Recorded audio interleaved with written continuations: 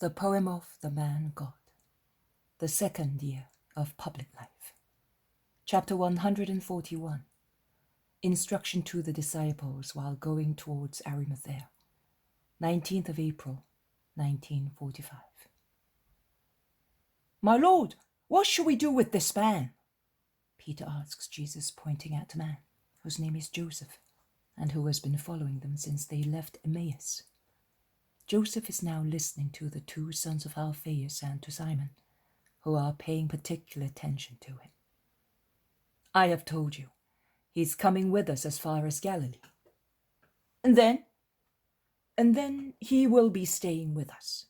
You will see that is what is going to happen."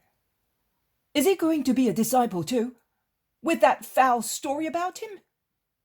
"Are you a Pharisee too?" "Not me, but I think that Pharisees are too keen on keeping an eye on us." "And they will cause us trouble if they see him with us. That is what you mean.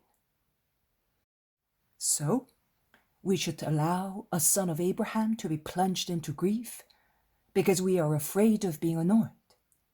No, Simon Peter. It is a soul that can be lost or saved, according to how its deep wound is healed." "But are we not your disciples?" Jesus looks at Peter and smiles sweetly. He then says, "One day, many months ago, I said to you, many more will come. The field is vast, very vast. Because of its vastness, the workers will never be sufficient.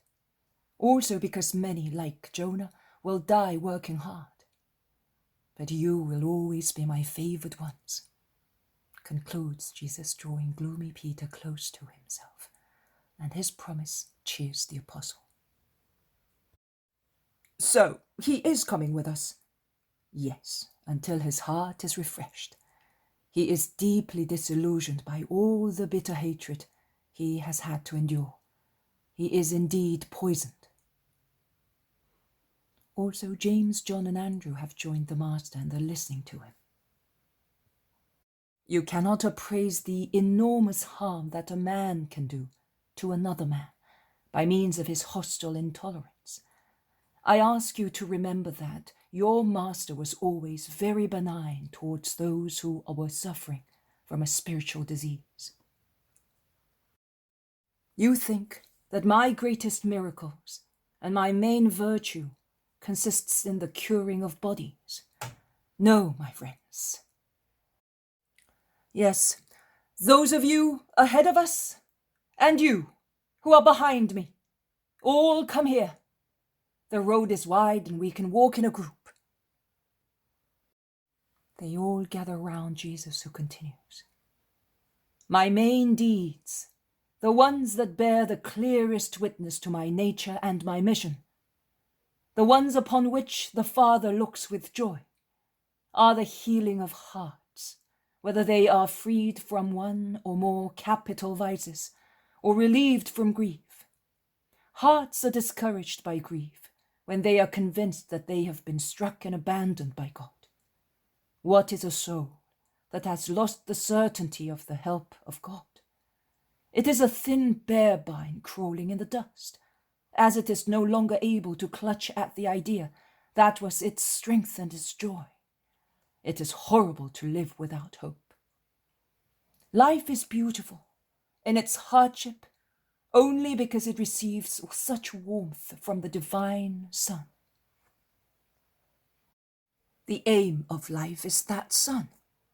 The days of man may be dismal, wet with tears, and smeared with blood. But the sun will rise again. Then there will be no more grief, no separations, no harshness, no hatred, no misery, or solitude in an enveloping fog. Instead, there will be brightness and singing, serenity and peace. There will be God. God, the eternal sun. See how gloomy the earth is when there is an eclipse. If man were compelled to say the sun is defunct, Would he not feel as if he were to live forever in a dark hypogeum, buried and dead before dying?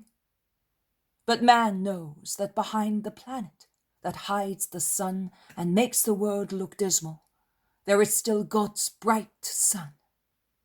And the thought of being united to God during life is like that.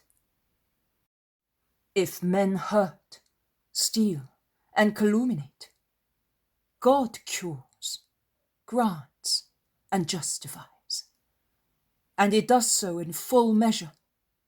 Men may say, God has rejected you, but a confident soul must think, God is just and good. He knows all reasons and is benign. He is more benign than the most benign of men. He is infinitely so. Therefore, he will not reject me if I lean my tear-stained face on his bosom, and I say to him, Father, I have but you. Your son is in anguish and depressed. Give me your peace. I have been sent by God to gather those whom man has upset and Satan has overwhelmed, and I save them. That is really my work. A miracle on a body is a manifestation of divine power. The redemption of souls is the work of Jesus Christ, the Saviour and Redeemer. I think, and I'm not mistaken, that those who have been rehabilitated by me in the eyes of God and in their own will be my faithful disciples, the ones who with greater strength will be able to lead crowds of people to God, saying, Are you a sinner? So am I. Are you depressed? So am I. Are you desperate? So was I. And yet you can see that the Messiah had mercy on my spiritual distress, and he wanted me to be his priest, because he is mercy. And he wants the world to be convinced of that, and no man is more suitable to convince than he who has experienced such mercy in himself. Now I will put them on par with my friends, and with those who have worshipped me since I was born. That is, I will associate them with you and with the shepherds. Surely I will set them alongside the shepherds, with those who have been cured, with those who without any special election like you 12 have followed my way and will follow it as long as they live. Isaac is near Arimathea. As requested by a friend Joseph, I will take Isaac with me, so that he may join Timonius when the latter arrives. You may join them, Joseph, if you think that there is peace in me and a purpose for a whole life. They will be good brothers to you. Oh, my comfort! It is exactly as you say. My deep wounds, both as a man and as a believer, are being cured very quickly. I have been with you 3 days, and I feel that what was my torture only 3 days ago is a dream that is fading away. I had that dream, but the more time elapses, the more its harsh details vanish before reality. During the past nights, I have pondered over things. I have a good relative at Joppa. He was the involuntary cause of my trouble, because it was through him that I met that woman. And that will tell you whether we were in a position to know whose daughter she was. True, she may have been the daughter of my father's first wife, but he was not the father.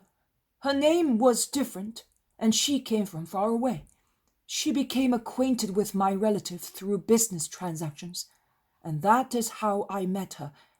My relative was very fond of my business. I am going to make him an offer. The business would come to an end without a master.